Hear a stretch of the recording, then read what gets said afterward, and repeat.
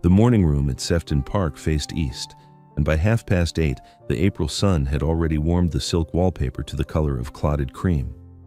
A thrush was singing in the copper beech beyond the window, persistent and untroubled, and the light fell across the mahogany breakfast table in long, pale bands that illuminated the butter dish, the toast rack, the small pot of quince jam that Mrs. Yarrow made each October from the trees in the south orchard.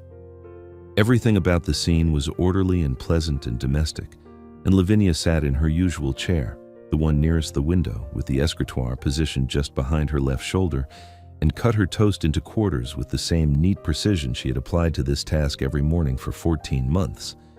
The Duke had never once remarked upon it, which told her everything she needed to know about the quality of his attention. Hugo Lacy, 5th Duke of Sefton, sat at the head of the table with the Morning Post folded beside his plate and a cup of coffee growing cold at his elbow. He was not reading the paper. He was looking at a letter from his man of business in London, and the line between his brows had deepened in the way it did whenever money was discussed, which was to say, whenever reality intruded upon the pleasant fiction he had constructed around their marriage. He set the letter down, and when he spoke, his tone carried neither malice nor apology. It was the voice of a man stating something administrative, a household matter no different from instructing the steward about the drainage or confirming the week's menus with the housekeeper. "I married you to save my estate," he said. Not to her precisely, to the room, to the butter dish, to the particular quality of morning light that made such admissions feel clerical rather than cruel. "I want you to understand that, so that we do not confuse what this is." Lavinia set down her knife. She did not look up. She reached behind her to the escritoire, opened the leather writing case that she carried with her every morning and that he had never once asked about, and withdrew a folded document.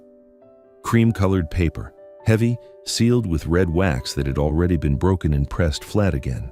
She slid it across the mahogany toward him, past the salt cellar and the quince jam, and the sound of the paper against the polished wood was very soft and very final. Hugo looked at the document, then at her, then at the document again. "What is this?"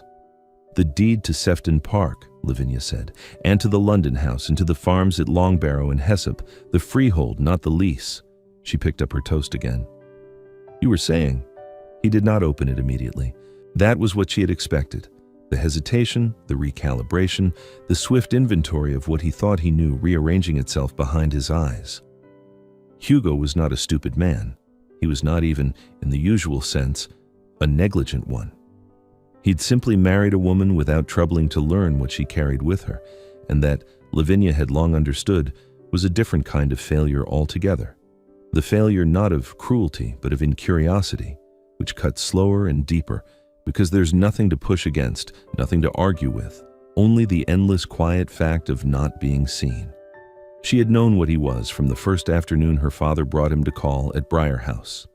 Sir Aldous Pritchard had been a man of considerable fortune, and even more considerable foresight, and when Hugo Lacy had arrived in their drawing room with his excellent posture and his desperate need of £60,000, her father had read the situation as cleanly as a surveyor reads a boundary line. The Sefton estate was magnificent and encumbered. The 5th Duke was proud and nearly bankrupt. The Pritchard fortune was new money, shipping, wool, a modest interest in a Staffordshire pottery concern. And new money could purchase what old money had squandered, provided the terms were right. Lavinia remembered the conversation she had overheard that first evening, standing in the corridor outside her father's study with her hand on the doorframe and her breath held. Hugo's voice had been steady and polished and entirely without shame. He needed capital. He had land and title. A marriage would solve both problems elegantly. He did not mention Lavinia by name until her father asked which of his 2 daughters he intended to propose to. Hugo had paused. She heard the pause, measured it, understood exactly what it contained, before saying, "The elder, I should think, if she is agreeable." If she is agreeable, as though she were a clause in a contract, as though the shape of her agreement was the only dimension of her that mattered. Lavinia had stood in the corridor and understood with perfect clarity that she was being transacted, and she had felt, not anger, not sorrow, but the cool, appraising calm of a woman who saw the full architecture of a situation and chose to step inside it with her eyes open. She was agreeable. The wedding had taken place at St. George's, Hanover Square, on a gray morning in February, and Lavinia had walked the aisle on her father's arm with the composed expression of a woman attending a function she had thoroughly prepared for. Hugo had stood at the altar in a dark blue tailcoat, his cravat tied with architectural precision, and when he turned to watch her approach, he had offered the kind of smile that a man gives a business partner upon the satisfactory conclusion of negotiations, warm enough to be polite, shallow enough to mean nothing. She had smiled back. Her veil was Honiton lace, borrowed from her mother's trousseau, and through its fine mesh the church had looked slightly softened, as though the world were offering her one final moment of gentle obscurity before she stepped into the hard light of her new life. They had spoken their vows clearly. Lavinia's voice had not trembled. Afterward, in the vestry, Hugo had signed the register with the same brisk confidence he applied to everything, and Lavinia had signed beneath him in the careful, upright hand her governess had drilled into her at the age of 7. Her father had watched from the doorway with an expression that was not quite sadness and not quite satisfaction, but something between the two. The look of a man who had done his best to armor his daughter and now had to stand back and trust the armor to hold. At the wedding breakfast, Hugo had been charming and attentive in precisely the way that charming, attentive men are when they know they are being observed. He had pulled out her chair. He had raised his glass. He had called her "my wife" twice, both times to other people. Lavinia had eaten her breakfast and noted everything and stored it in the cool, orderly archive of her memory, where she kept all the information that would matter later. She was 23 years old. She had married a man who did not love her and did not pretend to, and she had done so with her eyes wide open and her father's trust in her name and her future held firmly in her own 2 hands. Sir Aldous had drawn up the terms with Mr. Fenn, the family solicitor, over 3 evenings in the study at Briar House, and he had done so without consulting Hugo at all. The marriage settlement was generous on the surface. Lavinia would bring a dowry of £40,000 to be applied immediately to the Sefton debts, but beneath the surface, in clauses that Mr. Fenn had drafted with the quiet precision of a man who understood exactly what happened to women's money when it passed into careless hands, the settlement contained provisions that Hugo had either not read or not understood. The remaining £20,000 of Lavinia's inheritance had not been included in the dowry. It had been placed in a trust administered by Mr. Fenn, accessible only to Lavinia herself, and the deeds to the Sefton properties, which Hugo had used as security against his debts, had been purchased out of those debts by the trust, transferred into Lavinia's name, and held by Mr. Fenn's firm in Lincoln's Inn Fields. Hugo had signed the relevant documents on the morning of their wedding between the breakfast and the church, and he had not read them. His pen had moved across the page with the confident indifference of a man who believed the details were beneath him. Lavinia had read them. Lavinia had read everything. She watched him now as he unfolded the deed and saw his own estate described in another person's hand, the property boundaries marked in Mr. Fenn's meticulous copperplate, and her name, Lavinia Eleanor Pritchard, now Lacey, Duchess of Sefton, written where his should have been. She watched his face perform the particular arithmetic of a man discovering that the ground beneath his feet belonged to someone else, and she felt nothing so dramatic as satisfaction. What she felt was the specific, bone-deep exhaustion of a woman who had been waiting 14 months for her husband to say aloud what she had known since before the altar. "This is not possible," Hugo said. "Mr. Fenn is in the village," Lavinia said. "He arrived last evening. I can send for him after breakfast if you wish to verify the documents." Your father arranged this." "My father arranged the settlement. I arranged the rest." She took a sip of tea. The cup was Sèvres, part of a set that had been in the Sefton family for 3 generations and that she had quietly repaired at her own expense the previous autumn when 2 saucers had cracked. Hugo did not know about the repair. Hugo did not know about a great many things. The debts were called in 8 months ago. Had they not been settled, Sefton Park would have been sold at auction before Christmas. Mr. Fenn purchased the debts, retired them, and transferred the deeds into the trust. The estate is solvent. The tenants' leases are current. The roof on the east wing was repaired in February. She paused. "I thought you might have noticed the scaffolding." Hugo set the deed down on the table between them.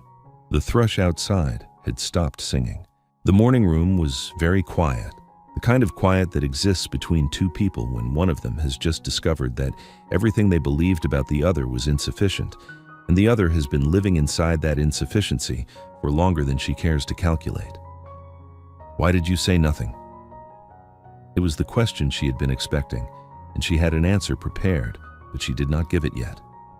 Instead, she looked at him directly for the first time that morning, and she saw what she always saw, a man who was not unkind, merely unobservant. Hugo had never been cruel to her.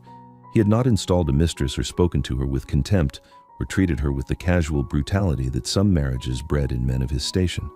He had simply failed to notice her competence, her intelligence, the quiet machinery of care that she had assembled around him like scaffolding around a house that did not know it was falling. "Because you did not ask," she said, "not ask." The silence that followed was not the comfortable silence of their usual breakfasts, the companionable absence of conversation that had characterized their mornings since the beginning. This silence had texture and weight. Hugo looked at the deed, then at the butter dish, then at his wife, and Lavinia could see him trying to reconstruct the past 14 months with this new information layered over everything he thought he already knew. Every evening she had spent in the morning room with her writing case, every letter she had sent and received, every visit from Mr. Fenn that Hugo had assumed concerned her personal accounts and her milliner's bills, every quiet conversation with Croft, the steward, that Hugo had walked past without a flicker of curiosity. "The tenants," he said slowly. "The drainage on the lower fields, that was me, through Croft. And the repairs to the cottages at Barrowmead? Mr. Fenn authorized the expenditure from the trust. I oversaw the specifications with Croft. The thatch was beyond repair on 2 of the 3. We replaced it with slate. The new livestock, Hereford cattle. They are better suited to the soil than what you had." Croft agreed. "The yield from the first season has already justified the cost." Hugo pushed his chair back from the table. The sound of the legs against the floor was very loud in the morning room, and Mrs. Yarrow, who had been arranging the sideboard with the studied invisibility of a woman who had been in service for 26 years, paused for exactly one breath before continuing her work. Mrs. Yarrow had known, of course, not the details of the trust or the deeds. Those were matters between her Grace and Mr. Fenn, but the shape of it, the way a housekeeper knows the shape of everything that happens in a house she tends. She had seen the letters arrive from Lincoln's Inn Fields, watched the Duchess sit at her escritoire each evening with documents that bore no resemblance to social correspondence, observed the way Lavinia spoke with Croft about crop rotation and tenant repairs with the fluency of a woman who had grown up in her father's study watching competence practiced like a discipline. Mrs. Yarrow had served the previous Duke and the 4th Duke before him, and she recognized the quality of the hand on the tiller. She also recognized when the hand was absent. She had said nothing. It was not her place. But she had ensured that the household ran precisely as the Duchess wished it to, and when the Duchess had asked her quietly one evening in January whether the housekeeper's accounts could be submitted to her rather than to His Grace, Mrs. Yarrow had agreed without hesitation or surprise. The transition had been seamless. Hugo had not noticed. Hugo noticed very little that did not arrive with a seal and a salutation addressed to his title. "You have been running my estate," Hugo said now, standing by the window with his back to her. "I have been running our estate," Lavinia corrected. Her voice was level. "And it is not yours, not legally, not since February." He turned. She saw the thing moving behind his eyes. Not anger, exactly, and not humiliation, but the raw, uncomfortable awareness of a man who has just been shown a mirror and found the reflection smaller than he expected. Hugo was proud. He had been raised to be proud, trained in it, measured by it.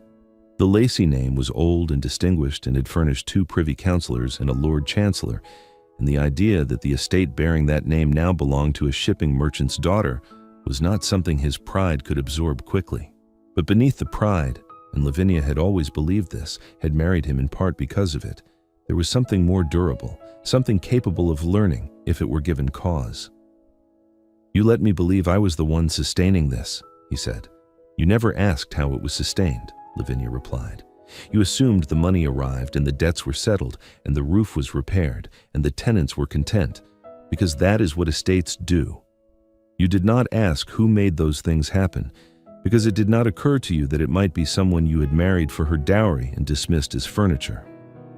She had not intended to say that last word.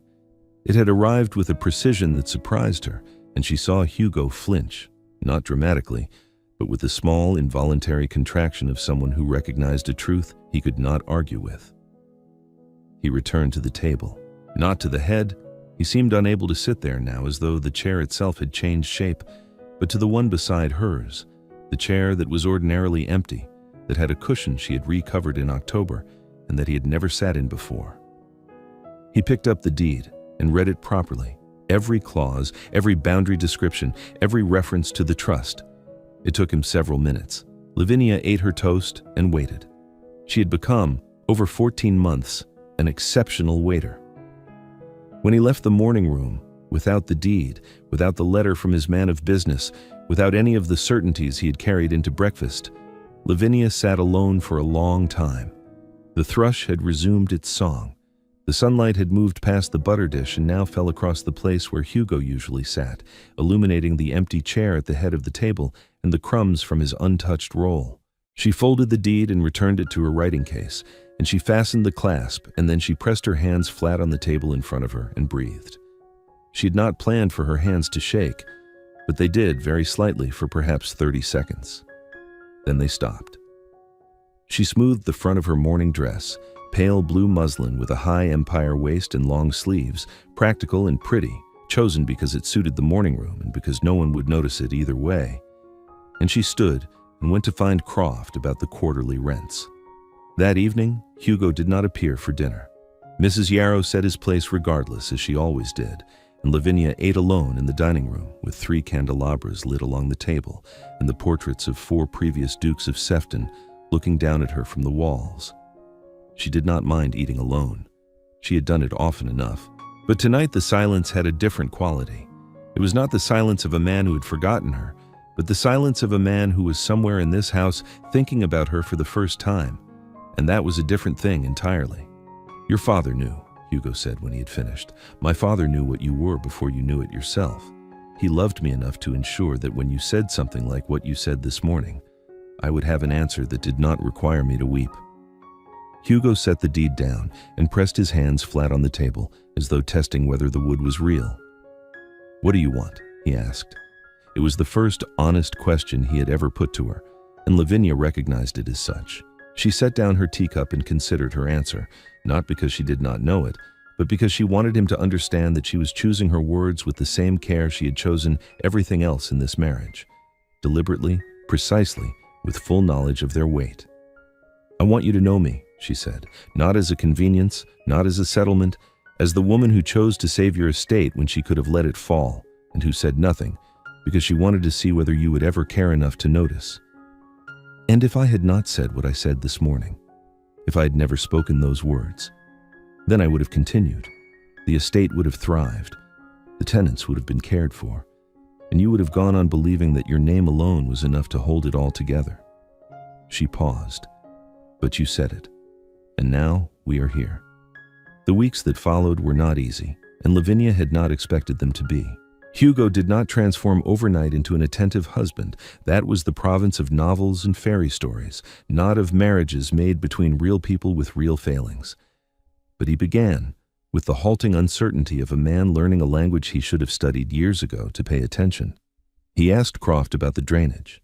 He walked the tenant farms with Lavinia while she explained the new crop rotations, her boots muddy and her voice patient, and he listened with the concentrated focus of someone who understood that he was being shown not just an estate, but the interior architecture of a woman he had lived beside without seeing. He discovered that she knew every tenant by name, their children's ages, which cottages leaked and which had been repaired. She spoke to them not with condescension, but with the practical warmth of a woman who had grown up watching her father treat the people who depended on him as people, not as entries in a ledger. One afternoon, before she knew he had followed, Hugo stood at the edge of the orchard and watched Lavinia cross the yard at Barrowmead with Croft a half-step behind her. She was speaking to the tenant's wife, a Mrs. Getting, red-faced and broad, with a baby on her hip and a toddler hanging from her skirt, and Lavinia had produced from somewhere a length of flannel and a jar of honey from the Sefton still room, and she handed them over with the matter-of-fact practicality of a woman who had ascertained what was needed and supplied it without fuss. Mrs. Getting said something that made Lavinia laugh, a real laugh, unguarded and warm, nothing like the polite half-smile she offered at dinner. And Hugo felt, standing among the apple trees with mud on his boots and his hands in his coat pockets, the specific shame of a man who has just heard his wife laugh freely for the first time and realized that she had never once laughed like that in his presence. He did not announce himself. He walked back to the house alone and sat in the library and looked at the shelves for a long time without reading anything. He sat in the morning room in the evenings while she worked through the estate correspondence, and he read beside her in the chair that had once been empty and was now, by unspoken agreement, his. He did not pretend that this companionship had always existed between them. The pretense would have been worse than the silence, and he seemed to understand this. Some evenings they spoke, most evenings they did not.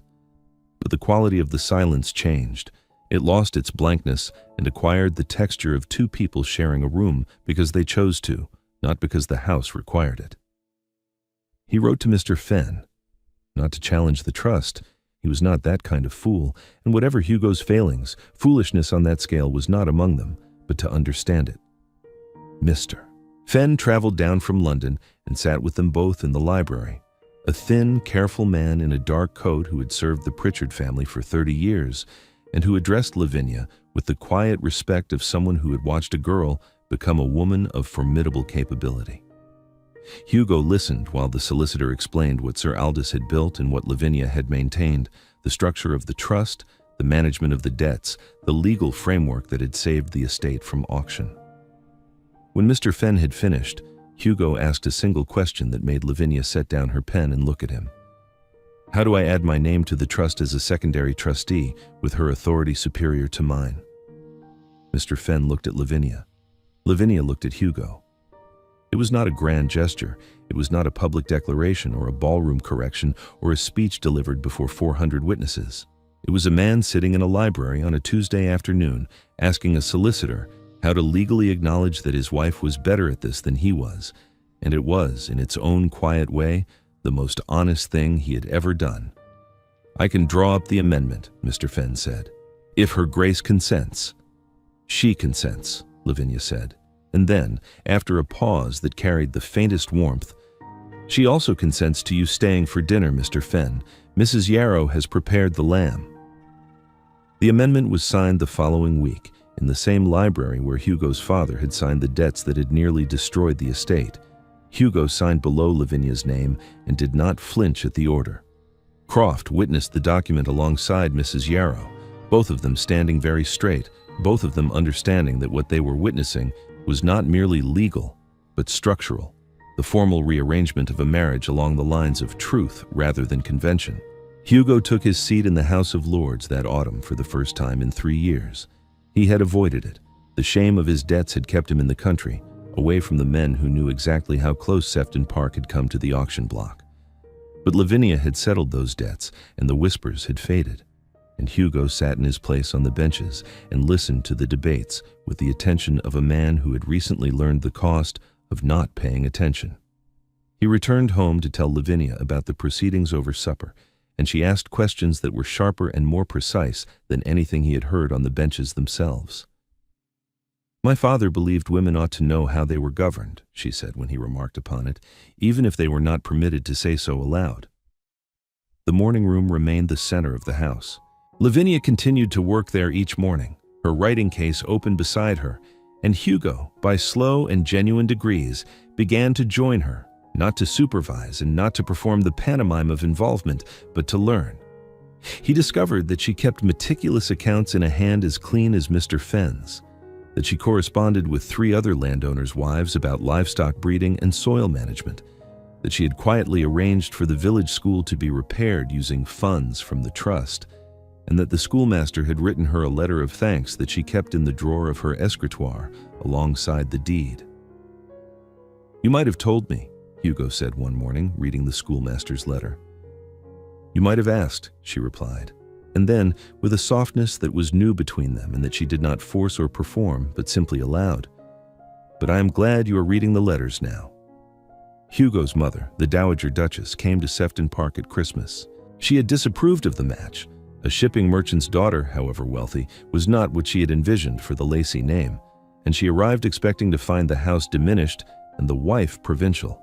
What she found instead was an estate in better condition than it had been in her own husband's time, a staff that moved with the quiet efficiency of a household overseen by someone who understood both order and kindness, and a daughter-in-law who greeted her with faultless courtesy and seated her at a table laden with food grown on the estate's own farms.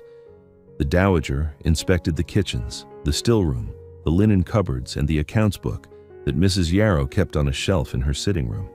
She found nothing to criticize. On the second evening, she sat beside Lavinia in the drawing room while Hugo was occupied with his correspondence, and she said, without looking up from her embroidery, "My son's father nearly lost this house twice. I held it together both times, and he never knew." Lavinia looked at her. The dowager's face was composed and unreadable, the face of a woman who had perfected the art of saying enormous things in level tones. "I did not approve of the match," the dowager continued. "I was wrong. The house knows the difference." She said a stitch. "It always does." She said nothing further about the marriage for the remainder of her visit. This was from a woman who had opinions about everything and shared them freely, the highest possible acknowledgement that she had been wrong. And more than that, it was the passing of something between them, a small, fierce inheritance from one woman who had held a house together in silence to another who was doing the same. By the following spring, Lavinia was with child. She told Hugo over breakfast, in the morning room at the same table, with the deed still kept in her writing case beside her chair. Hugo set down his coffee and looked at her, and Lavinia saw in his face the thing she had been waiting for since before their wedding. Not gratitude, not guilt, not the performative tenderness of a man who knew he ought to feel more than he did, but recognition. He saw her, finally, entirely, without the comfortable screen of his assumptions. He saw the woman who had married him knowing exactly what he was, who had chosen to save his estate when she could have let it fall, and who had said nothing, not out of weakness, not out of deference, but out of a patience so deliberate it was indistinguishable from power. "Thank you," he said, "not for the child, for everything before it." Their daughter was born in September, in the bedroom that overlooked the South Orchard. They named her Audra, after no one, a name entirely her own, as Lavinia had insisted, because she wanted her daughter to carry nothing she had not chosen for herself.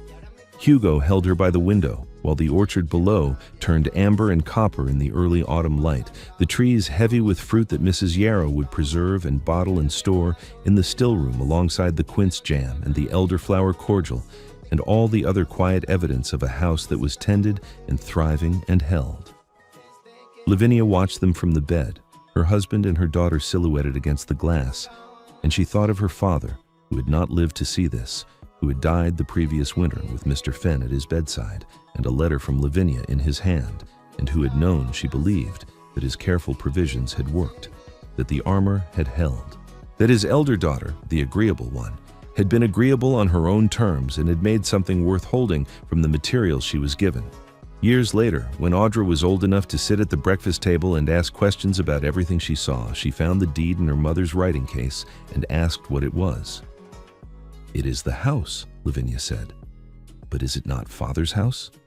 "It is ours," Lavinia said, and Hugo, reading the Morning Post beside her, in the chair beside hers, never again at the head of the table, looked up and nodded, and Audra accepted this as children accept the truths that have always surrounded them, not knowing that this particular truth had been built, carefully and quietly and without applause, by a woman who understood that the most powerful thing she could do was hold every card and play none of them until she was ready. The writing case sat in the morning room for 30 years. The deed remained inside it.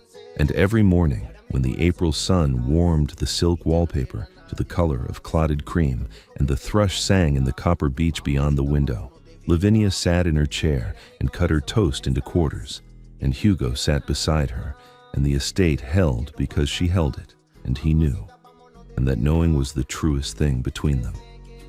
They arrive here, like a figure in a ledger that finally balances whenever they are ready.